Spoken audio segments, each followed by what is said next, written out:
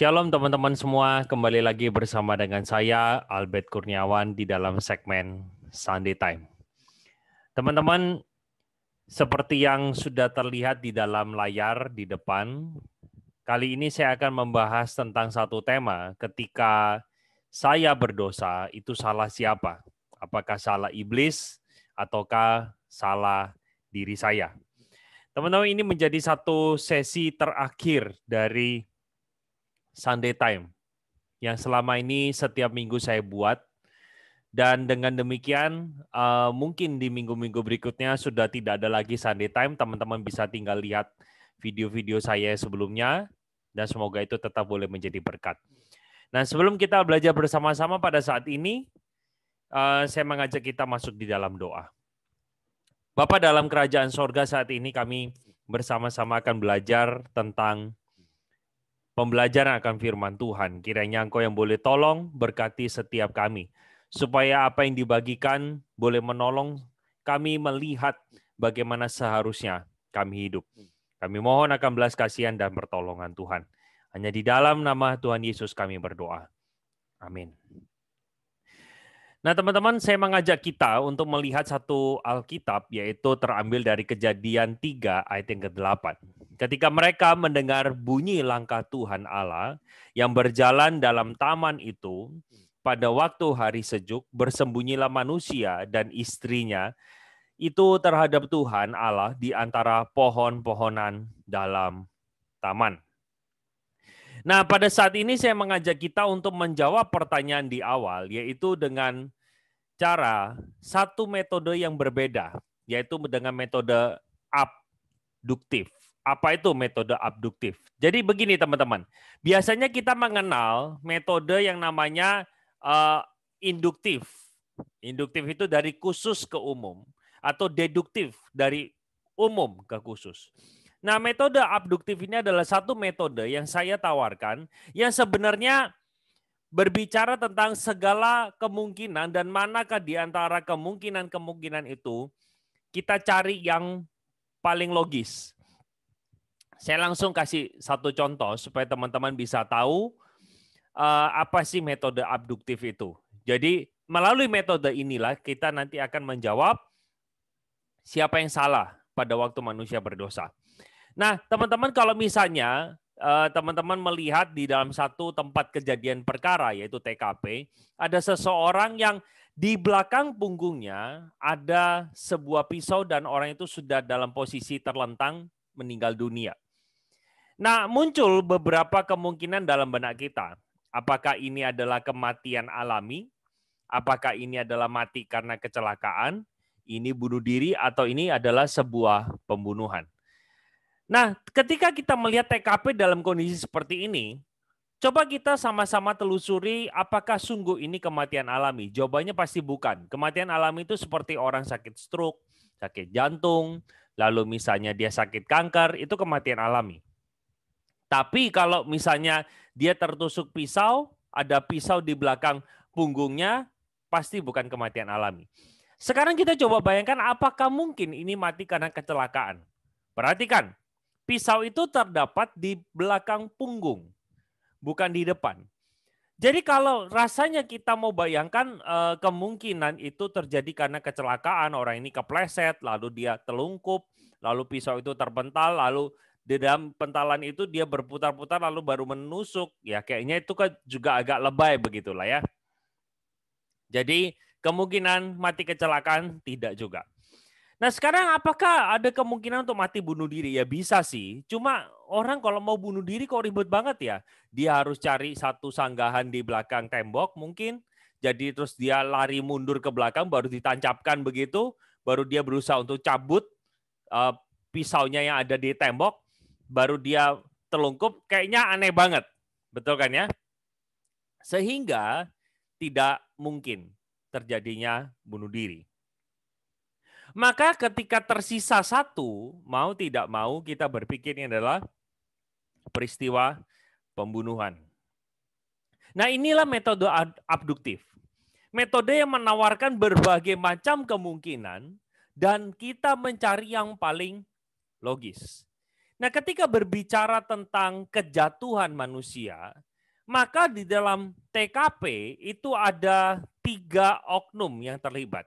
Di sana ada Tuhan, ada manusia, ada iblis yang menggunakan ular untuk menipu manusia.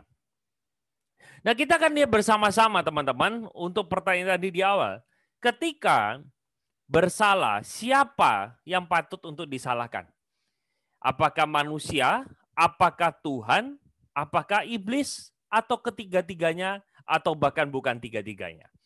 Nah, saya mengajak kita melihat bersama-sama, kalau manusia tidak bersalah, pertanyaan yang harus kita pikirkan adalah kenapa manusia itu dikatakan bersembunyi dari Tuhan. Jadi di ayat 9 mengatakan bahwa manusia itu bersembunyi karena mendengar langkah Tuhan yang sedang berjalan. Nah, kalau dia nggak salah ya nggak usah sembunyi, kan gitu ya. Dan yang kedua, kalau manusia nggak salah, kenapa dia dihukum oleh Tuhan? Nah, pertanyaan inilah menjadi satu asumsi bagi setiap kita bahwa manusia memiliki pelanggaran di dalamnya. Tapi nanti kita akan lihat lebih lanjut. Kalau kita melihat di dalam Kejadian 2 ayat 16-17, lalu Tuhan Allah memberi perintah ini kepada manusia, semua pohon dalam taman ini boleh kau makan buahnya dengan bebas, tetapi pohon pengetahuan tentang yang baik dan yang jahat itu janganlah kau makan buahnya, sebab pada hari engkau memakannya, pastilah engkau mati. Teman-teman, sebenarnya ini bukan perintah yang sulit untuk dilakukan. Tapi ini adalah perintah yang relatif mudah, karena apa? Karena yang dilarang cuma satu pohon. Sehingga dia manusia boleh makan pohon yang lain. Dan bebas. Itu sama halnya kayak misalnya kita pernah makan, diundang makan di satu restoran, yang makanannya all you can eat everything. Tapi saya cuma ngomong gini, cuma satu yang nggak boleh, misalnya nasi putih. Tapi teman-teman bisa ganti dengan mie, bisa ganti dengan karbo, ada nasi goreng, dan lain sebagainya. Jadi sehingga larangan tidak boleh makan buah itu sebenarnya bukan perkara yang sulit. Akan tetapi teman-teman, ketika manusia terjadi pembicaraan dengan ular, teman-teman bisa menemukan ada satu perubahan yang terjadi. Yang Hawa dan Adam katakan. Perhatikan di sini. Janganlah kau makan buahnya, ya, ataupun raba buah itu nanti kamu mati. Ketika ular mendengar perkataan kamu raba buah itu kamu akan mati, dia tahu, wah manusia kamu gak benar-benar dengar-dengaran akan apa yang menjadi perintah Tuhan. Sehingga iblis memperdaya manusia dengan segala perkataannya, akhirnya membuat manusia itu jatuh ke dalam perangkapnya. Teman-teman, kalau bandingkan di dalam ayat yang sebelahnya Kejadian 2, maka kita tidak melihat satupun kata raba ada di sana.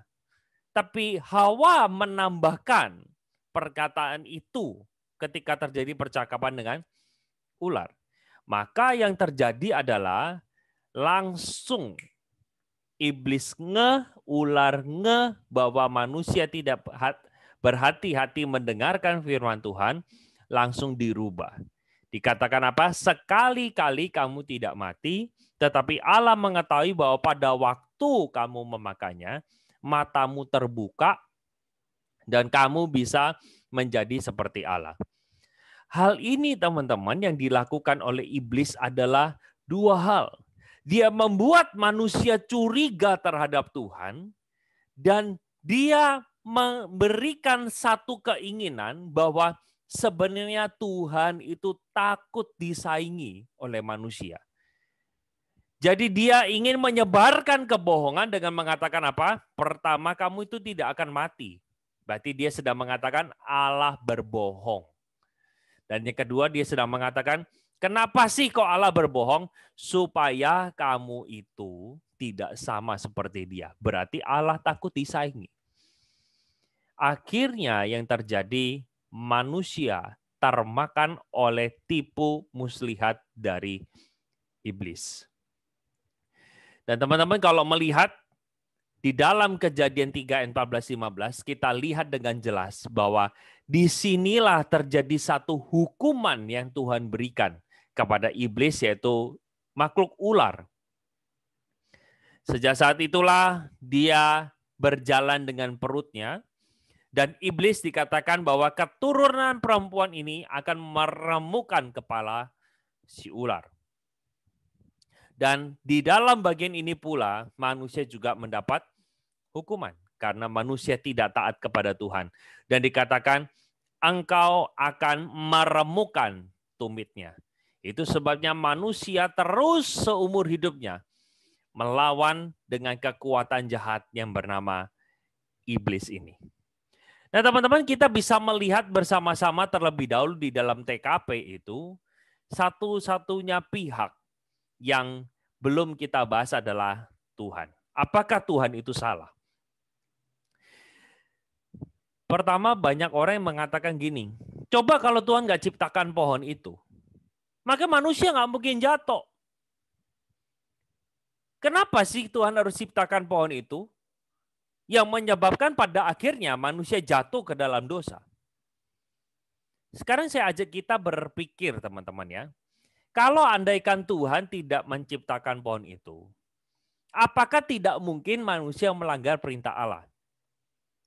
Sekali lagi ya, kalau manusia itu tidak berada pohon di tengah-tengah taman itu, apakah manusia pasti tidak berdosa? Jawabannya belum tentu loh. Belum tentu. Perintah Tuhan kepada manusia beranak cuculah dan bertambah banyak, penuhilah bumi dan taklukkanlah itu. Bisa jadi manusia lalai untuk tidak menaklukkan bumi ini. Jadi sekalipun pohon itu tidak ada, belum tentu manusia itu bisa taat sepenuhnya. Karena di dalam diri manusia ada sebuah kehendak bebas. Yang kedua, dalam hal menciptakan manusia dengan kehendak bebas. Nah, ini beberapa kali sering menjadi perdebatan. Kenapa sih manusia diciptakan kehendak bebas? Katanya kalau ada kehendak bebas, maka manusia bisa memilih untuk memberontak melawan Allah. Nah, kalau manusia itu diciptakan tanpa kehendak bebas, maka sebenarnya kita ini hanya robot. Sungguh teman-teman, kita tidak punya kehendak bebas, kita tidak bisa menentukan apa yang kita mau, bahkan kalau diciptakan tanpa kehendak bebas, pertanyaan ini pun tidak ada. Ya, pertanyaan ini ada karena kreativitas kita berpikir. Dan kalau tidak ada kehendak bebas, maka manusia tidak bisa tahu benar dan salah, cantik dan jelek, ganteng ataupun tidak tampan. Kita tidak bisa menentukan itu. Nah, maka dari itu teman-teman, kalau kita sudah berdosa, saya mengajak kita, mari datang sama Tuhan Yesus. Datang, akui kesalahan, bertobatlah. Akui apa yang menjadi dosa kita, minta ampun kepada Tuhan, dan bertobat. Dengan demikian teman-teman, kita tidak usah membangun dalih apapun untuk menyatakan bahwa saya benar. Tuhan, saya dalam posisi begini. Tidak usah berdalih, tapi lebih baik kita bawa diri kita, Tuhan ampuni saya. Ampuni saya. Dengan demikian Tuhan akan mengampuni kita dan kita komitmen untuk bertobat. Oke, teman-teman, kita akan akhiri firman Tuhan pada saat ini, kita berdoa. Terima kasih Tuhan untuk pembelajaran pada saat ini. Engkau mengingatkan kami bagaimana seharusnya kami hidup. Ketika kami berada di dalam persimpangan jalan, ingin melakukan kehendak Tuhan ataupun kehendak kami, Tuhan ingatkan kami supaya kami jangan mendukakan Roh Kudus Tuhan. Sekali lagi Tuhan, mampukan dan tolong setiap kami. Terima kasih Tuhan, hanya di dalam nama Tuhan Yesus kami berdoa. Amin. Oke, sampai di sini saja videonya. Semoga video ini memberkati kita semua. Tuhan Yesus memberkati.